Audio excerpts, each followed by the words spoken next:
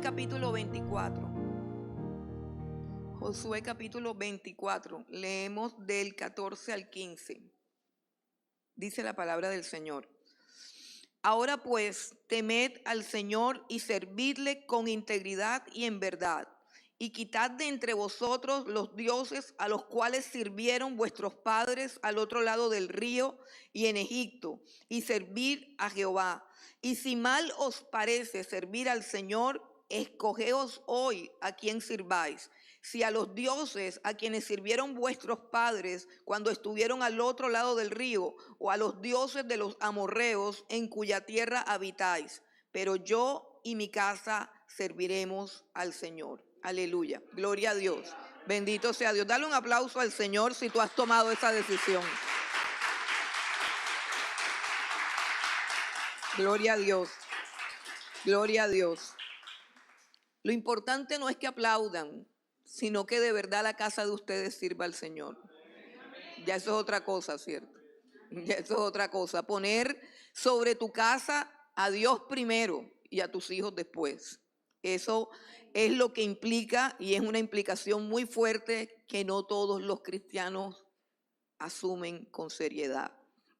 Bueno, resulta que todo ser humano, todo ser viviente, tiene uno o varios dioses a los cuales adora con diligencia y compasión. Hay una inclinación natural en todo ser humano hacia la adoración. Es que fuimos diseñados para adorar. La adoración es una necesidad del alma. Necesitamos adorar algo o a alguien, ¿cierto? Y dentro de todos los dioses que hay en esta tierra, adoramos muchísimas cosas. Algunos adoran el conocimiento, otros adoran la fama, otros adoran el sexo, otros adoran el alcohol, otros adoran el fútbol y ya están en modo fútbol, otros adoran personajes mitológicos, otros se adoran a sí mismos, pero todo el mundo adora a algo. Y el negocio de la adoración falsa es el negocio más grande y más lucrativo que hay. El crear, formar o diseñar una religión que satisfaga los corazones que necesitan adorar, y dentro de todo ese abanico de posibilidades hay multitudes de religiones. Aún en nuestros días hay muchas ofertas religiosas. Está el budismo, el hinduismo, el yoga, la metafísica, el gnosticismo, la masonería, la brujería, la astrología, etcétera. La carta es infinita de todos los ofrecimientos que hay, en qué creer y qué culto profesar. Todo eso, sin embargo, servir a estos dioses es fácil. Es fácil porque ninguno de estos dioses tiene ninguna exigencia así que tenga que ver con un cambio trascendental en tu vida o con que sacrifiques algo en particular. Servir a estos dioses falsos es pues de lo más cómodo y de lo más tranquilo. Ninguno de ellos pide ni demanda que dejes ningún tipo de pecado ni ningún tipo de práctica. Es más, te ofrecen ciertos rituales místicos, ciertos rituales esotéricos, otros te ofrecen emociones, trances, algunos ofrecen asuntos mentales, paz mental, otros experiencias sensoriales, otros son más peligrosos y ofrecen experiencias espirituales de desdoblamiento del cuerpo y otras cosas aquí. Sin embargo, ninguno de esos dioses te pide lo que te pide el Dios verdadero. Ninguno de esos dioses cambia ni tu corazón ni tu destino. Y es que ninguno de esos dioses hizo por ti lo que hizo el Dios de Josué y el Dios de Israel.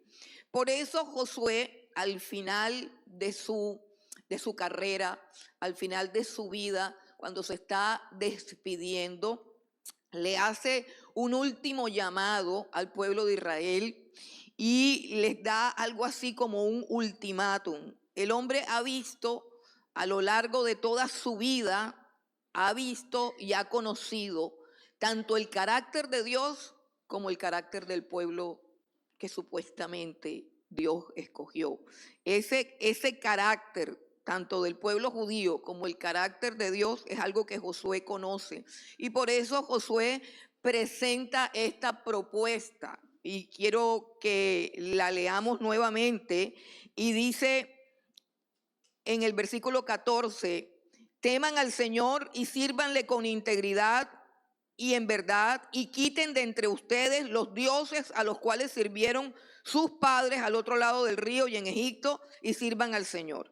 Y si les parece mal servir al Señor, escojan hoy a quién van a servir. Si a los dioses a quienes sirvieron sus padres cuando estuvieron del otro lado del río, o a los dioses de los amorreos en cuya tierra habitan ahora, pero yo y mi casa serviremos a Dios. De tal manera que Josué presenta 3 opciones para adorar. 3 opciones. La palabra servir, hago un paréntesis, la palabra servir en la Biblia y sobre todo en el Antiguo Testamento, bueno, en el Nuevo también, implica adorar, servir, adorar. Viene del mismo término, o sea, la manera como adoramos a Dios es la manera como le servimos a Dios. Y Josué, al despedirse ya, porque está bastante entrado en años y pues lo que viene realmente pues es lo que le viene a todo ser humano, todos nos vamos a morir y entre más cerca estemos pues más clara y definida debe ser nuestra vida. Más claras y definidas deben ser nuestras decisiones porque ya no tenemos mucho tiempo para equivocarnos. Entonces Josué, un hombre de experiencia entrado en años, presenta estas 3 opciones. Es como si él tomara todos los dioses y los agrupara en 3 categorías de dioses. Entonces encontramos la primera categoría y los agrupa en los dioses que adoraron vuestros padres. Él se refiere con esto pues a la religión en la que naces y creces. Son las costumbres y las creencias que están arraigadas en cada persona, en cada corazón desde su niñez. Todos los seres humanos tienen una religión o una creencia con la cual nacieron en el seno de sus padres. Casi todos. Y el pueblo de Israel tenía también una religión natal, por decirlo así, una religión con la que habían nacido. Y no era precisamente el judaísmo. Ellos no nacieron con el judaísmo. Josué capítulo 24, el versículo 2, que es la primera parte de este discurso, dice así, y dijo Josué a todo el pueblo, así dice el Dios de Israel. Vuestros padres habitaron antiguamente al otro lado del río, esto es Taré, padre de Abraham y de Nacor, y servían a dioses extraños, Eso es importante que entendamos a qué se refiere Josué cuando dice, escojan a quién van a adorar. Si van a adorar al Dios de sus padres, ¿por qué? Porque una persona que nace y crece con una creencia religiosa desde niño, es una persona que va a estar afianzada y arraigada a esas creencias y va a tener una inclinación muy fuerte a defender esas creencias por encima de cualquier posibilidad y eso es normal, eso es completamente normal. Pero el Dios de Abraham no fue el Dios de los padres de Abraham. Y eso es importante que nosotros lo recordemos. Que Abraham nació y creció en Ur de los Caldeos. La palabra caldeos o caldea es otra palabra para Babilonia. La religión de Babilonia, ellos adoraban a un dios llamado Nana o Sin, que es básicamente el dios luna, adoraban al dios luna, al dios de la luna, básicamente lo conocían así. Además del dios de la luna, alababan a cientos de deidades de un panteón politeísta llamado el panteón mesopotámico. O sea, había multitud de dioses y adoraban también a todos los cuerpos celestes, es decir, a todos los astros, y ellos, los babilonios, son los padres de la astrología. De allá es de donde viene el horóscopo. Ellos son los padres de la astrología. La religión de los padres o la religión natal de Abraham no fue el judaísmo, fue el paganismo y el politeísmo de Babilonia. En esa religión fue que él nació y creció. De allí lo poderoso que es la palabra de Dios cuando dice, pero Dios le había dicho a Abraham, vete de tu tierra, de tu parentela, de la casa de tu padre, de toda tu nación y de tu cultura, déjalo todo y vete al lugar que yo te mostraré y yo haré de ti una nación grande y te bendeciré. O sea, tienes que dejarlo todo. Fue el llamado de Dios para Abraham. Entonces, él se está refiriendo, Josué se está refiriendo a los dioses de los padres, a los dioses que ellos adoraban por nacimiento, por la inclinación normal de que nacieron en medio de esos dioses o se gestaron en medio de esos dioses. Ahora hay una segunda categoría de dioses que exhibe Josué como una segunda opción, y la segunda categoría está representada por todas las ofertas que les está haciendo el pueblo donde ellos están. Entonces ellos salen de Ur de los Caldeos, pues sabemos que estuvieron en la esclavitud en Egipto y llegan ahora a la tierra de Canaán. Pero en la tierra de Canaán, donde ellos llegan, también están las religiones cananeas, también están los dioses cananeos, una multitud de dioses, Baal, Tamuz, Artemisa, una cantidad de dioses con diferentes creencias y diferentes rituales y diferentes inclinaciones. Hay una multitud de dioses. Entonces le está diciendo, bueno, entonces decídanse si van a escoger a los dioses que tuvieron en el pasado sus padres o a los dioses que tienen estas personas en medio de las cuales estamos ahora. Se refiere a todas las ofertas que te hacen las diferentes culturas en medio de las cuales tú te mueves, ¿cierto? Las diferentes culturas entre las cuales tú te mueves, ¿cierto? Te pongo un ejemplo de algo que me sucedió cuando viajaba de Australia para acá. En esos momentos cuando uno viaja de un país tan lejano y de una cultura tan diferente y un idioma que no conozco, es casi que un milagro que uno se encuentre con una persona colombiana, con una colombiana que viene también para acá, para Colombia. Ella venía para Santa Marta. Me encontré con ella accidentalmente. Ella me escuchó hablando, mandándole un audio a mis hijos. Y yo estaba en el aeropuerto de Sydney y ella me sonrió y me dijo, eres colombiana, vas para Colombia. Sí, voy para Colombia. Ay, qué emoción, yo también. Ella estaba sola, yo también estaba sola. Eso es supremamente emocionante y relajante porque viajar sola en esos espacios, pues para mí es bastante difícil, es bastante complejo. Entonces fue una felicidad, pero una felicidad muy corta, muy pasajera, porque conversando con ella acerca de, y bueno, para mí también es complicado a veces conocer a una persona con ese tema de que tú a qué te dedicas, ¿cierto? Yo creo que esa es la peor pregunta que me pueden hacer.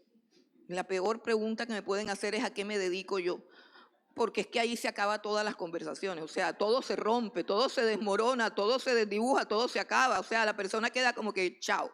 Entonces, yo trato de que no me hagan la pregunta para poder extender la conversación y llegar a algún punto productivo. Entonces yo le pregunto a ella, ¿tú a qué te dedicas? Y ella comienza a hablarme de que ella tiene unos ecohoteles en Santa Marta y que ella es muy amante de la naturaleza, de la tierra madre y de las hierbas y de no sé qué. Y yo, miércoles, esto se está poniendo como que difícil. Esto se está poniendo como que complicado porque esto va para un lugar. Qué bueno, qué chévere. Sí, entonces yo digo, yo también creo en la naturaleza, creo en que Dios ha hecho cosas muy lindas, que no sé qué. ¿Tú crees en Dios? Bueno, yo creo que Dios es una fuerza, una cosa así ancestral, una cosa, pero yo en eso del Señor Jesucristo y de que murió por mis pecados, en eso no creo. Y yo, bueno, porque yo ya te iba a hablar de eso, ya, bueno que me dices que no lo crees. Sin embargo, el hecho de que tú no lo creas no deja de ser una realidad. pero sígueme contando de la hierba madre y de todas esas cosas, le dije yo. Ya, entonces ella siguió contándome y me decía que dentro de las ofertas que ella tiene en sus ecoteles está un ritual que se llama el yaje. Y yo me quedo así impactada y yo, Dios mío, cuéntame más porque de eso sí no sabía. Sí, hay un ritual que se llama el yaje, que consiste en beber una sustancia preparada por un chamán y bajo la supervisión del chamán, porque él es el que sabe. Ah, él es el que sabe. El chamán sabe, y entonces durante esta experiencia tú obtienes una limpieza, no solamente de tu cuerpo, sino de tu mente, de tus pensamientos, y en todo ese proceso se quitan todos los bloqueos mentales, emocionales y espirituales, y tienes una expansión de tu conciencia y alcanzas unos niveles de paz mental y de no sé qué. Yo dije, ah, exactamente eso fue lo que yo logré cuando le entregué mi vida a Jesucristo.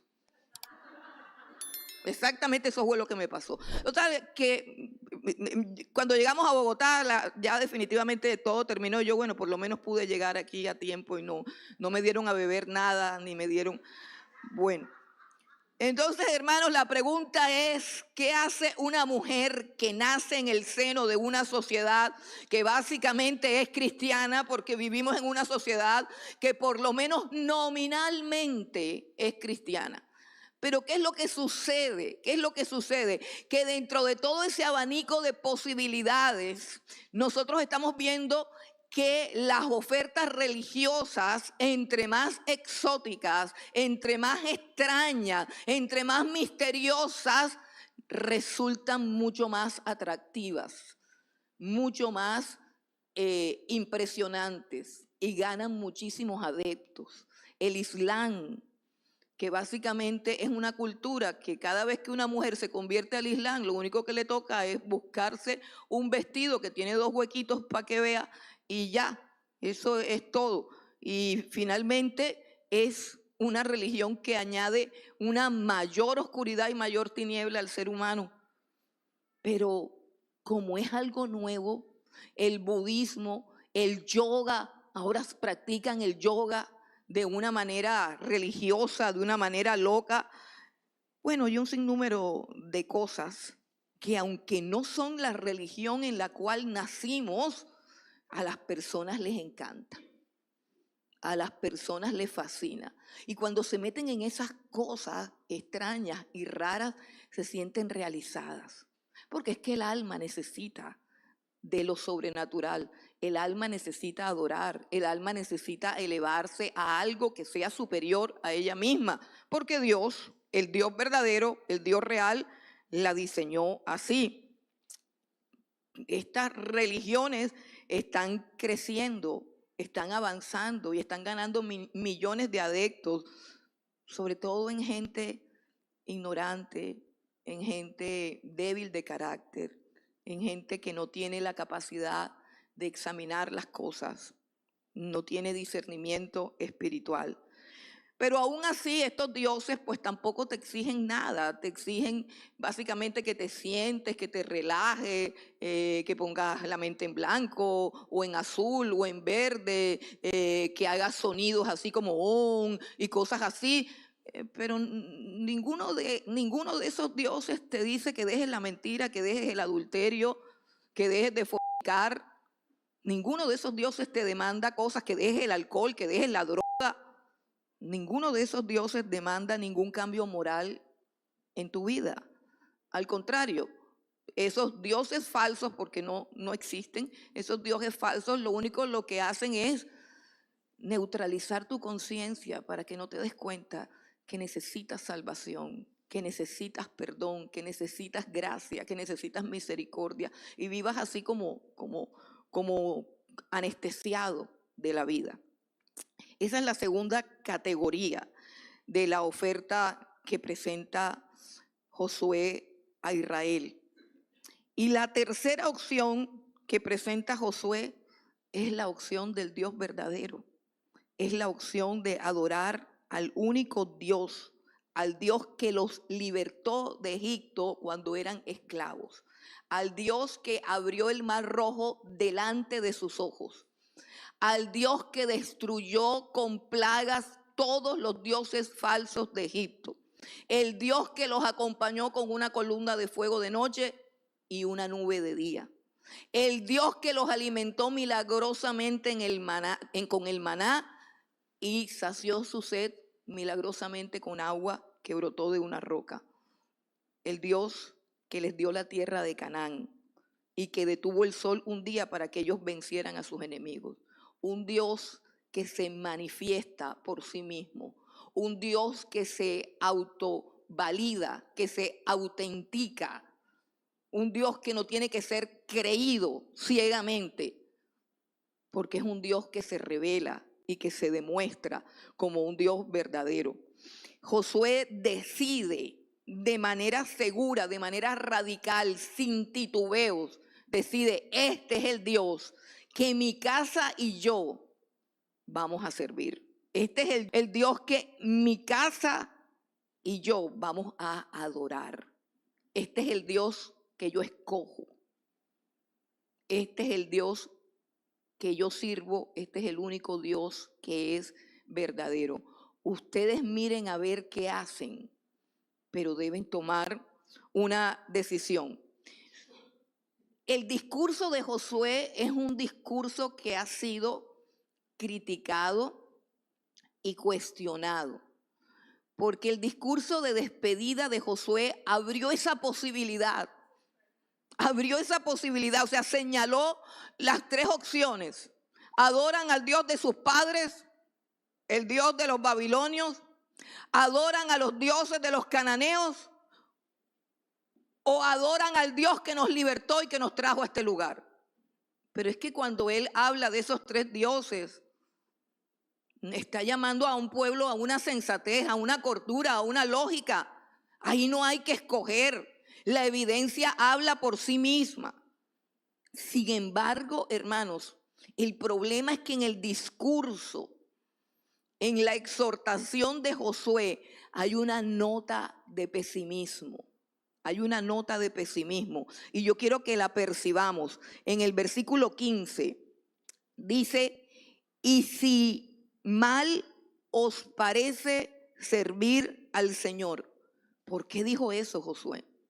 Mire cómo dice, si a ustedes les parece mal servir al Señor, ¿de dónde podía provenir esa posibilidad que él está contemplando en su mente?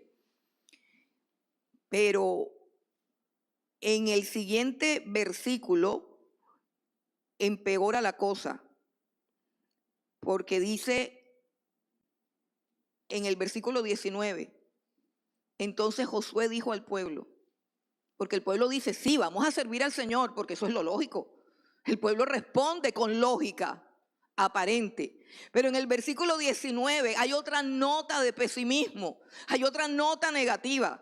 Primero dijo, si les llega a parecer mal, oye, es posible que a una nación cuyo Dios ha bendecido, libertado, sustentado de una manera tan gloriosa y poderosa, es posible que esta nación en algún momento piense que servir a Dios es algo malo. ¿Y por qué Josué está contemplando la posibilidad de que eso suceda? Y mire lo que dice en el versículo 19, se pone más negativo aún. Y dice, entonces Josué dijo al pueblo, no podrán servir al Señor porque Él es un Dios santo y un Dios celoso. No sufrirá vuestras rebeliones y vuestros pecados. ¿Qué discurso negativo, hermano? A nosotros no nos gustan esos discursos. De hecho, si él hubiera sido un coaching, hubiera quedado 0 seguidores. 0 seguidores. A él nadie le iba a dar like, todo el mundo dedito abajo. ¿Cómo se le ocurre decir que nosotros no podemos servir a Dios?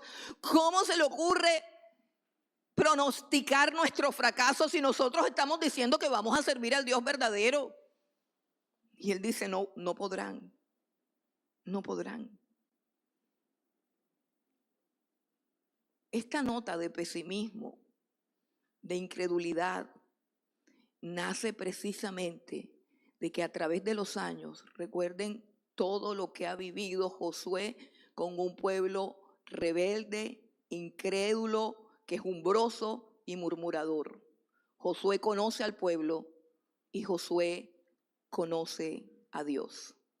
Y él ve una incompatibilidad muy grande entre el carácter del pueblo de Israel y el carácter de Dios. El problema es que el pueblo de Israel está confiado en sí mismo y en su propia justicia y no tiene el conocimiento que tiene Josué de la grandeza de Dios y de lo altas que son sus demandas y de lo incompetentes que ellos son para cubrir esas demandas. Y aquí comienza la lista de 4 cosas que tienen que ver con el carácter de Dios, que hacen imposible y que hicieron imposible que el pueblo de Israel se mantuviera fiel. Porque esta nota de pesimismo que nosotros vemos en el discurso de Josué, el libro de Josué en sus Biblias, si lo miran, es seguido de otro libro que va en orden cronológico y es el libro de Jueces. Y en el libro de Jueces se narra claramente cómo este pueblo, que con esa pasión y ese fervor decía, no vamos a servir a los dioses cananeos y tampoco vamos a servir a los dioses de los caldeos. Nosotros vamos a servir al Dios verdadero, al Dios que nos libró. Pero cuando pasamos al libro de Jueces, los vemos entregados a la idolatría, entregados al desenfreno, adorando todo tipo de dioses. Lo que Josué temía, eso fue lo que sucedió. Y hay 4 cosas del carácter de Dios que son un obstáculo para que los podamos servir en nuestra propia fuerza. Estas 4 características de Dios son las que hacen que el ser humano caído aborrezca a Dios. Son las que hacen que tú tengas una disposición alegre a irte de rumba, a tomarte unos tragos y a bailar, y un rechazo apático a que te inviten a un estudio bíblico o a una reunión de oración. Todo eso tiene que ver con quién somos nosotros y quién es Dios. ¿Quién es Dios? Entonces, el primer obstáculo es que Dios es temible. No nos gusta esto de Dios. Es más, ignoramos esta parte del carácter de Dios. Versículo 14.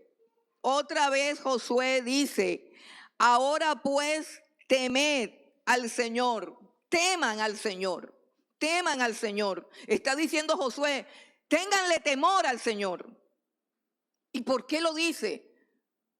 Porque Dios es un Dios temible, temible. ¿Y de dónde aprendió Josué que Dios era un Dios temible? Porque Josué vio con sus propios ojos todo lo que Dios hizo a los enemigos de Israel. Dios vio cómo destruyó un imperio y cómo destruyó a Faraón, a todos sus carros y a todos sus ejércitos. Josué vio cómo Dios hizo que los cuerpos muertos de todos aquellos egipcios que los azotaban cayeran a la orilla, llegaran a la orilla del mar. Cuando el mar se cierra, echa los cuerpos muertos de todos los verdugos de Israel a la orilla para que el pueblo de Israel los vea. La Biblia dice muchas cosas de Dios que no son populares. Una de las cosas que dice la Biblia es que Él es fuego consumidor y que nunca dará por inocente al culpable. Son cosas que de pronto no se proclaman de Dios. Todo lo que se proclama es que Dios es amor, que Dios es amor. Dios es amor, Dios es perdón, Dios es gracia. O sea, Dios no es ni justicia, Dios no es ira. Y la Biblia dice que vendrá el día de la ira del Todopoderoso. La Biblia cuenta con el carácter de Dios y Dios es temible. Y sabes una cosa, la verdadera adoración tiene este ingrediente, porque si no, no es adoración. Para que tú puedas adorar a Dios en espíritu y en verdad, tú tienes que conocer realmente cómo es Dios. Y lo primero que debes tener en tu corazón es temor reverente. Ese es uno de los elementos esenciales de la adoración. El primer elemento de la adoración es temor reverente. Si tú piensas que este es un lugar donde adoctrinamos gente y lavamos cerebros a las personas, pues tú puedes venir con cualquier actitud, inclusive con una actitud arrogante, despótica, despreciativa, porque eso de verdad que no merece ninguna atención, un lugar donde adoctrinen gente y les laven el cerebro a las personas. Pero si tú crees que Dios habita en medio de nosotros, y si tú crees que su presencia está aquí, y si tú lo crees y lo percibes, entonces tu actitud será una actitud de temor reverente, con base en lo que tú creas de Dios. Si para ti Dios es un man que está vivo, pues tu fe será así, irreverente, folclórica. El man está vivo y punto. Pero si tú le temes a un Dios que ha dicho que Él no dará por inocente al culpable, que Él es fuego consumidor, mira todo lo que hizo Dios, versículos 17 y 18, delante de ellos. Dice: porque el Señor nuestro Dios es el que nos sacó a nosotros y a nuestros padres de la tierra de Egipto. Mire que sí saben, de la casa de servidumbre, de esclavitud, el que ha hecho estas grandes señales y nos ha guardado por todo el camino. 40 años en el desierto, y nos ha guardado por donde hemos andado, y en todos los pueblos por entre los cuales pasamos, derribaron a todos los ejércitos de todos los pueblos que estaban allí asentados. Y el Señor arrojó de delante de nosotros a todos los pueblos y al amorreo que habitaba en la tierra. Nosotros pues también serviremos al Señor, porque Él es nuestro Dios. Lógico y normal. Debe ser temido. Pero la adoración no solamente está constituida de temor. Yo no sé si usted se ha dado cuenta que, por ejemplo, a muchos jóvenes les gustan las películas de miedo. Y les gusta ver películas de miedo. ¿Por qué? Porque eso los hace sentirse vivos, porque eso los hace vibrar, porque eso los hace estremecer, porque le mueve las emociones. Entonces a los jóvenes les gustan esas películas de terror. O sea, el miedo es un ingrediente del ser humano que el ser humano necesita tener en alguna medida.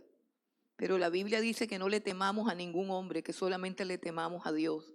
Porque temer a Dios es adorarlo. Temer a Dios es reconocer que nuestra vida está en sus manos y que tenemos que hacer su voluntad y agradarle, porque Él tiene poder para hacernos vivir y también tiene poder para hacernos morir. De ahí es donde viene el temor a Dios. Él tiene derecho a darnos lo que quiere darnos, pero también tiene derecho a quitarnos lo que quiera quitarnos. Todo es de Él. Todo es de Él. Y no hace injusticia con nadie, porque toda la tierra es suya, incluidas nuestras vidas. Pero no solamente la adoración es temor, hermano. La adoración también es gozo. Entonces es una mezcla extraña, porque es una mezcla de temor reverente con gozo. ¿Por qué? Porque el que conoce la presencia de Dios ha entendido como el rey David, que en su presencia hay plenitud de gozo y delicias a su diestra. Ha entendido que estar en su presencia, que adorarlo, que servirle, que amarlo, que conocerlo, produce placer, bienestar, alegría, plenitud y realización. Y como ha descubierto que Dios produce eso, que es la fuente de toda dádiva, que es la fuente de todo don, que es la fuente de la verdadera alegría y de la verdadera realización, entonces las personas lo buscan por eso. Eso es adoración. Eso es adoración. Dios es temible y debe ser temido y debe ser adorado con temor reverente y con gozo por todo lo que Él es para nosotros. Lo segundo que aprendemos acerca de Dios en el discurso de Josué, el segundo obstáculo para adorarlo es que Él exige integridad y verdad. Mire lo que dice el versículo 14 nuevamente: ahora pues teman al Señor y sírvanle con integridad y en verdad. Dios aborrece la trampa, el fraude y sobre todo la falsedad y la hipocresía. Toda práctica contraria a su ley, Dios la aborrece. Y una de las cosas que Dios más aborrece es al religioso hipócrita que hace lo malo y que luego viene ante su presencia dándose golpes de pecho y fingiendo ser religioso. Esa falsedad y esa hipocresía que es permitida, aceptada y hace parte de cualquier adoración, de cualquier ritual, Dios la aborrece. Dios aborrece al falso, al hipócrita. Dios no busca gente perfecta. Dios busca a alguien que con sencillez y sinceridad de corazón venga delante de su presencia, confiese sus pecados y le pida perdón y misericordia. Eso es lo genuino. A un corazón contrito y humillado, dice la Biblia, Dios no lo desprecia. Dios exige integridad y verdad. Hay un salmo que dice que Dios ama la verdad en lo íntimo. Dios ama la verdad en lo íntimo. Si tú quieres hablar con Dios, lo primero que tienes que hacer es quitarte todas las caretas, toda la religiosidad, toda la hipocresía y venir delante de Él y decirle sinceramente quién eres, lo que haces y lo que quieres. Dios ama la verdad en lo íntimo. La tercera característica de Dios, o el tercer obstáculo para servirle, y aquí se pone todavía más grave la cosa, es que Dios es santo. Dios es santo. Versículo 19, entonces Josué dijo al pueblo: no podréis servir al Señor porque Él es Dios santo. Dios no negocia con el pecado. Dios no tolera el pecado. Aquí radica el temor de Josué. No podrán servirle. ¿Por qué? Porque yo estoy viendo que Dios es un Dios santo y ustedes tienen una inclinación al pecado. ¿Cuánta razón tenía Josué? No pudieron servirle. No pudieron servirle porque tenían un corazón inclinado a la avaricia, inclinado a la lujuria, inclinado a la idolatría, inclinado a la maldad. No pudieron servirle, no pudieron serle fieles, no pudieron permanecer. Y quiero decirte, hermano, nosotros tampoco podemos. Nosotros tampoco podemos servir a un Dios santo, a un Dios que exige tan altas demandas para nuestra débil humanidad. De este conflicto escribió el apóstol Pablo en Romanos capítulo 7. Ven un momentico a Romanos capítulo 7. Dice el versículo 18, el apóstol Pablo está escribiendo acerca de un conflicto que hay dentro de su corazón, a pesar de que él ha creído en Dios y quiere agradarlo. Y dice Romanos capítulo 7, versículo 18, yo sé que en mí, esto es en mi carne, en mi cuerpo, no mora el bien, porque el querer el bien está en mí, pero no el hacerlo. Porque no hago el bien que quiero, sino el mal que no quiero, eso hago. Y si hago lo que no quiero, ya no lo hago yo, sino el pecado que mora en mí. Descubrió que el pecado mora en él. Así que queriendo yo hacer el bien, hallo esta ley, que el mal está en mí. Yo quiero ser bueno, pero se me sale lo malo. Porque según el hombre interior me deleito en la ley de Dios. Me encantan sus mandamientos. Me encanta la belleza, la pureza y la santidad de todos sus atributos. Pero veo otra ley en mis miembros que se rebela contra la ley de mi mente y que me lleva cautivo a la ley del pecado que está en mis miembros. Ese es el conflicto de todo ser humano. Queremos decir la verdad, pero terminamos diciendo la mentira. Hay gente que quiere dejar un pecado, pero no puede porque está esclavizado. Quiero ser mejor persona, pero termino cogiendo rabia e insultando a alguien. Termino diciendo cosas que no debo decir. Quiero ser bueno, pero en mis fuerzas no lo puedo hacer. El apóstol Pablo dijo, miserable de mí, ¿quién me librará de este cuerpo de muerte? Y más adelante añade una cláusula que fue lo que le faltó a Josué. Gracias a Dios por Jesucristo. Gracias a Dios por Jesucristo. Hermanos, Dios es un Dios santo. Y ni el más puro de sus seres creados puede presentarse delante de Él a causa de su santidad. El profeta Isaías dijo, ay de mí que soy muerto, porque mis ojos han visto al Rey. Siendo yo un hombre de labios inmundos y habitando en medio de un pueblo que tiene labios inmundos. O sea, nada más con hablar mal, nada más con cualquier palabra obscena, indecente, que tú hayas dicho, ya no puedes estar en la presencia de un Dios santo sin caer muerto. Pero gracias a Jesucristo que murió en tu lugar y en mi lugar. Gracias a Jesucristo que cumplió con las demandas de justicia, santidad y perfección que ninguno de nosotros ha cumplido. Ahí es donde estaba el problema. Josué podía ver la incapacidad, pero en este discurso Josué no nos presenta al Señor Jesucristo. En este discurso, Josué tiene un aire de terror, de desolación, de desilusión, de fracaso, porque dice, ustedes no van a poder con este Dios. Pero lo que es imposible para los hombres es posible para Dios. Lo que es imposible para los hombres solo es posible para Dios.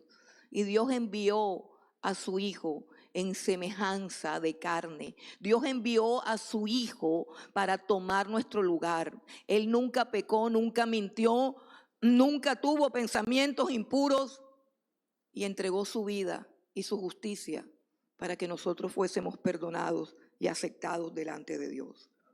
El problema está solucionado en la cruz del Calvario.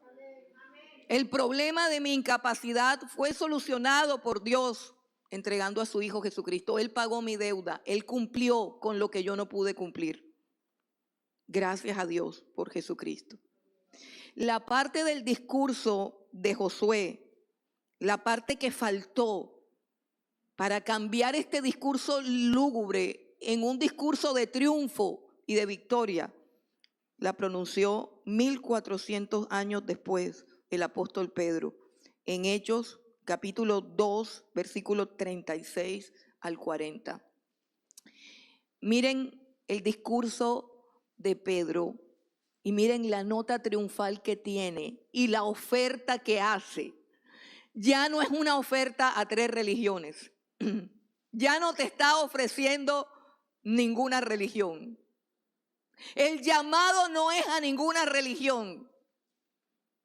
Quiero decirte algo, un paréntesis, y espero no ofender a nadie. Yo nací en el seno de una familia católica, ortodoxa, decente, moralista, íntegra, verdadera. Pero junto con el catolicismo también me leía el horóscopo, también me leían la mano, también me jugaba las cartas, también leía libros de metafísica.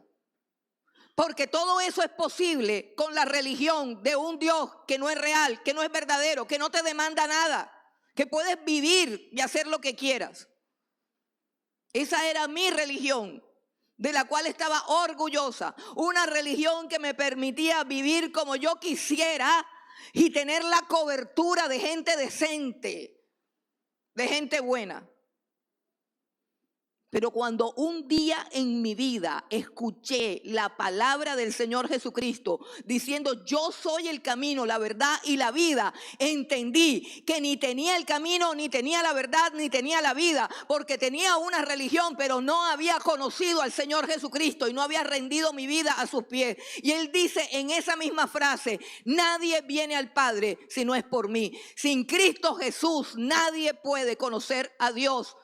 Felipe dijo: muéstranos al Padre. Felipe, ¿hace cuánto estoy con ustedes? El que me ha visto a mí, ha visto al Padre. La pregunta no es cuál es tu religión, y la oferta no es cuál es la mejor religión. La oferta es Jesucristo, el Dios verdadero que se hizo carne, que se hizo hombre, que subió a la cruz por tu pecado y que hizo por ti lo que no ha hecho nadie en esta tierra. Bendito sea el Señor.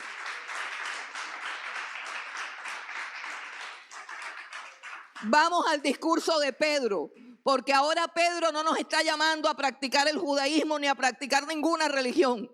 Pedro nos está llamando a volvernos al Señor Jesucristo, en el único que hay salvación.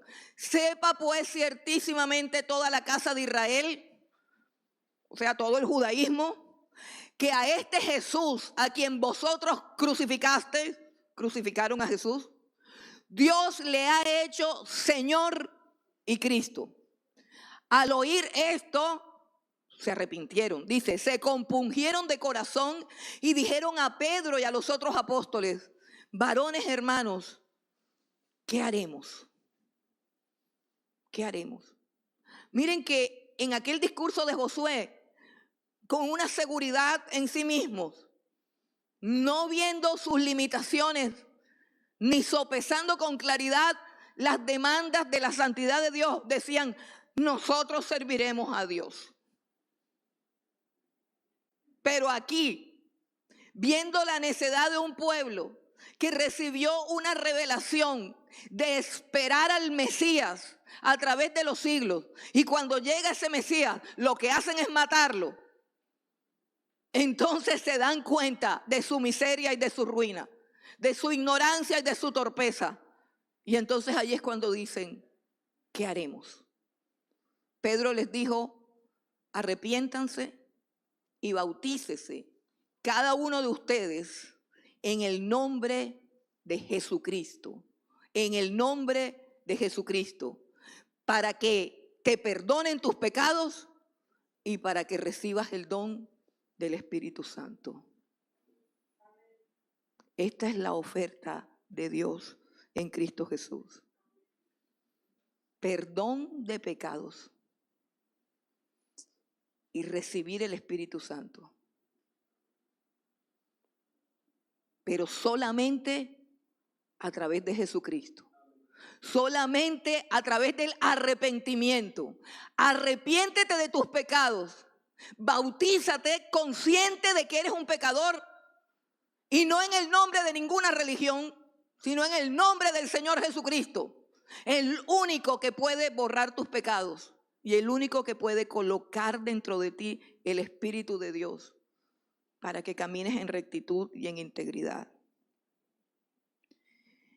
Dios es santo y ninguno de nosotros puede alcanzar la santidad que Él pide.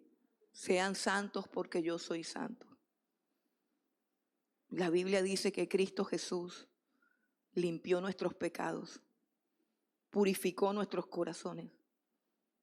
Y eso solamente lo obtenemos cuando creemos en Él y lo recibimos como nuestro Dios y como nuestro único y suficiente Salvador. Por último, el último obstáculo, dice Josué al pueblo en el versículo 19, porque Dios es santo y Dios es, además de santo, es celoso. Dios es celoso. Escucha bien lo que dice la Biblia. Dios es celoso, celoso. ¿Qué significa que Dios es celoso? Que Dios no acepta que tú adores a otros dioses junto con Él. Celoso significa que no acepta que tengas otros dioses además de Él. No tendrás dioses ajenos delante de mí, dice el Señor. O sea, tú no puedes adorar a Dios y adorar al dinero. No pueden servir a Dios y a la riqueza. No puedes servir a Dios y a Mamón. No puedes servir a Dios y a todos los demás ídolos. No. Si vas a servir a Dios, asegúrate que tu corazón sea solo de Él y que Él ocupe dentro de tu corazón el trono y la preeminencia. Porque Dios no ocupa el segundo lugar en ningún lado. Dios es celoso. Dios es celoso. Ahora, este obstáculo es quitado. Esa inclinación de nosotros de buscar y buscar es porque no estamos satisfechos con una sola cosa. Ustedes recuerdan a la mujer samaritana que había tenido 5 maridos y el sexto no era su marido. Una mujer sedienta de afecto, llena de necesidades, pero también una mujer religiosa, porque le habla al Señor de la adoración, porque es que la adoración genuina y verdadera es la que satisface el alma del ser humano. No estaremos completos hasta que no aprendamos a adorar al Dios verdadero y a servirle con toda nuestra vida, con todas nuestras fuerzas y con todo el corazón. Esta mujer cambiaba de hombre porque ella buscaba su realización en los hombres. Y ningún hombre puede satisfacer un corazón sediento, un corazón necesitado. Cuando Dios dice que no acepta dioses a su lado, es porque Él es suficiente para ti y no necesitas más nada. No necesitas más nada. El obstáculo es quitado porque ninguno que conoce en verdad al Señor Jesucristo irá jamás a buscar otra cosa. Cuando yo llegué a mi casa, ese día que la palabra del Señor, la voz del Señor Jesucristo diciendo: yo soy el camino, yo soy la verdad y la vida, y nadie va al Padre sino por mí. Cuando yo vine a mi casa, yo llegué a mi cuarto y yo tenía una estante con todos los libros de metafísica, de control mental y de todo, de cuanta locura que yo leía. Y yo cogí una bolsa negra y los boté todas a la basura. Y desde ese día no he consultado jamás al horóscopo, porque tengo un Dios ante el cual me arrodillo y le pido que me guíe. No necesito el horóscopo, no necesito la metafísica, no necesito ninguna religión, porque Dios es suficiente para mí. Si tú conoces al Señor Jesucristo, solo Él dice: yo soy el pan de vida. Yo soy el agua viva, yo soy la resurrección y la vida, yo soy tu creador, yo soy el alfa, la omega, el principio, el fin, el todopoderoso, el que sustenta todas las cosas con la palabra de su poder. En Él, en Cristo Jesús, habita corporalmente toda la plenitud de Dios y nosotros estamos completos en Él. Cuando uno conoce a Cristo, no necesita más nada. Si alguien abandona la fe, es porque nunca conoció al Señor, porque ha puesto los ojos en los hombres y no ha puesto su mirada en el Señor. Cuando alguno se va y dice: yo no quiero que me hablen más del cristianismo, de la iglesia, de los pastores, pues tiene razón, porque los pastores son pecadores imperfectos y las iglesias son grupos de personas pecadores e imperfectas.